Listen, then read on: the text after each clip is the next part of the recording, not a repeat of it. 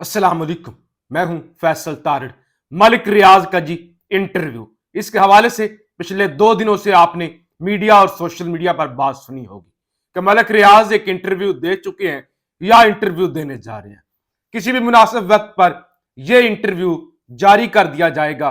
जिस तरह से खावर मानिका का इंटरव्यू पहले से रिकॉर्ड कर लिया गया था, उसके बदले में उन्हें रिहाई मिली, उसके बदले में उन्हें जमानत दी गई।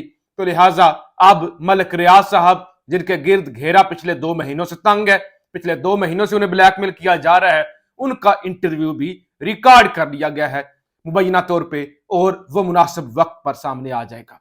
अब उसका मुबैना कंटेंट सामने आया है कि इस इंटरव्यू के अंदर मलिक रियाज ने गुफ्तगू क्या की है।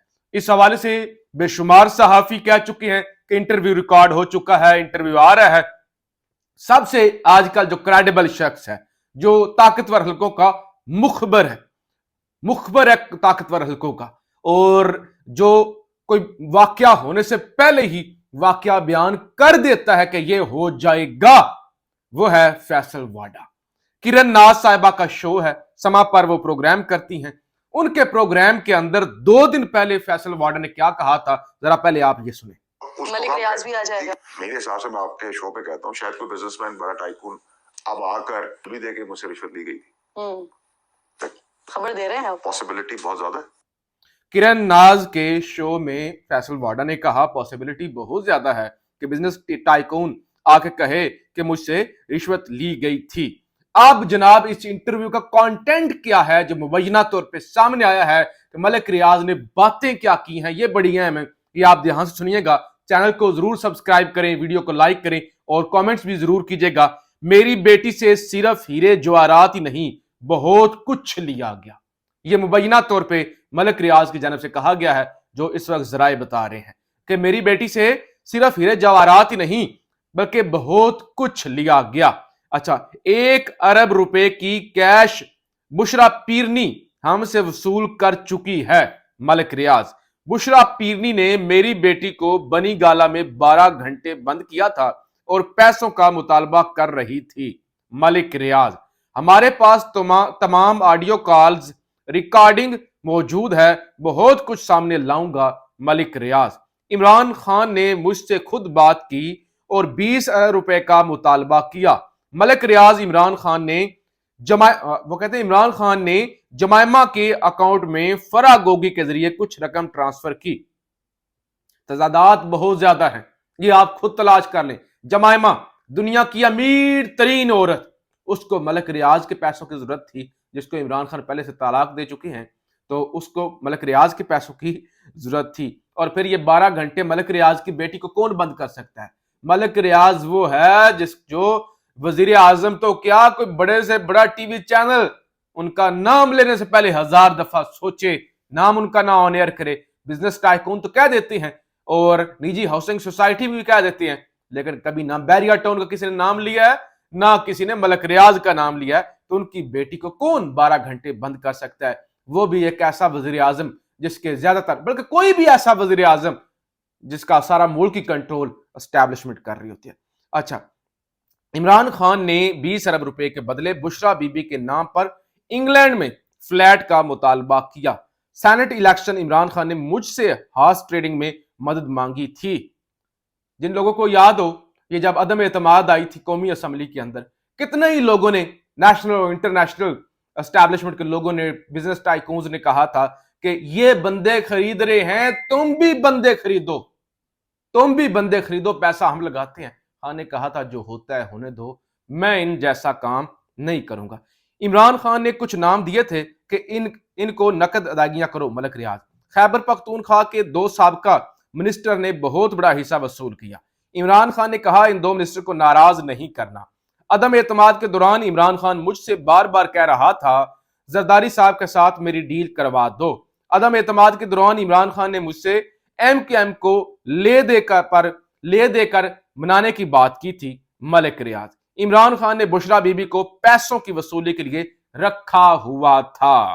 गोगी ने बहुत से लोगों से पैसा वसूल किया है, सबका नाम जानता हूं। मलिक रियाज, मैं सबूत के साथ बात करूंगा, हर बात का सबूत मौजूद है। मलिक रियाज, अच्छा, یہ ٹوپی ڈرامہ کیا جا رہا ہے، یہ مبینہ کانٹینٹ ہے ملک ریاض کے انٹرویو کا جو کہ تضادات سے بھرا ہوا ہے۔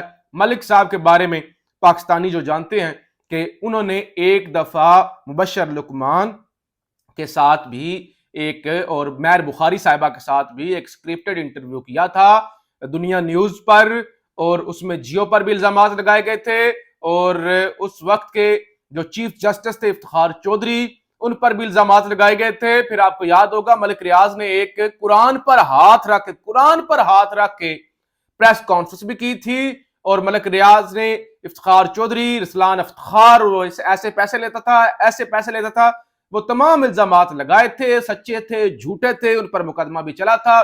چیف جسٹس نے کہا تھا افتخار چودھری نے کہ ملک ریاض بہت بڑا بلیک میلر ہے۔ اب بلیک میلر ہے یا نہیں ہے یہ الگ کیس ہے، لیکن یہ سب کو پتا ہے کہ خبریں چل رہی ہیں کہ بیریا ٹاؤن اپنے آپ کو بینکرپٹ ڈکلیئر کرنے جا رہا ہے، اور ملک ریاض کے جو کراچی والا بیریا ہے اس کے جو ہے وہ کام بند ہے۔ ملک ریاض صاحب دبئی میں ہے، پاکستان نہیں آ سکتے، اور دبئی میں انہوں نے نواز شریف سے بھی ملاقات کی تھی جب اس نے پاکستان آنا تھا۔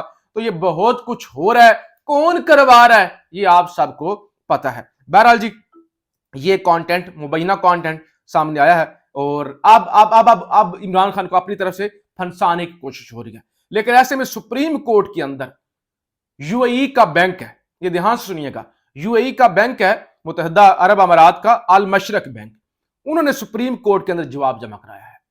المشرق بینک نے جو میرے پاس ڈاکومنٹس آ چکے ہیں، جو جواب جمع کرایا ہے سپریم کورٹ کے اندر، وہ دھیان سے سنیے گا۔ وہ کہتے ہیں برطانیہ سے آنے والے 190 ملین پاؤنڈ حکومت پاکستان کی ملکیت نہیں تھے، یعنی یہ کوئی سرکاری پیسے نہیں تھے۔ برطانوی عدالت نے اکاؤنٹ ڈی فریز کرنے کا حکم دیا، برطانیہ کی عدالت نے اکاؤنٹ ڈی فریز کرنے کا حکم دیا۔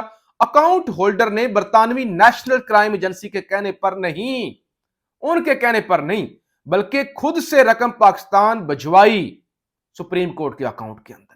عرب امارات کے المشرق بینک نے سپریم کورٹ میں یہ جواب کرایا ہے کہ پیسے مرضی کے ساتھ اکاؤنٹ ہولڈر نے ملک ریاض نے جمع کروائے ہیں، عدالت نے وہاں کی ڈی فریز کیے، اور وہاں کی نیشنل کرائم ایجنسی کے کہنے پر نہیں بلکہ اپنی مرضی سے انہوں نے جمع کروائے۔ اب پیسہ سپریم کورٹ کے اکاؤنٹ میں آیا ہے، تو لہٰذا یہ جو کچھ بھی کروا رہے ہیں نا، یہ اپنے پاؤں پر ہی کلاڑی مار رہے ہیں۔ میں نے پہلے بھی بات کی تھی کیونکہ اس کے اندر سپریم کورٹ بھی اس طرح سے ہی ملوث ہے۔ بہرحال جی قاضی فائز عیسیٰ عقل نہیں سیکھی، سبق نہیں سیکھا، بدلوں پہ آ گئے، پرسنل ہو گئے، لگتا تھا تاریخ رقم کریں گے، اور یہ ان کے جو 11 12 13 مہینوں کا ٹینیور ہوگا، یہ جوڈیشل ایکٹیویزم کا دور ہوگا، سویلین سپریمیسی کا دور ہوگا، لیکن وہ بدلے لینے میں لگے ہوئے ہیں۔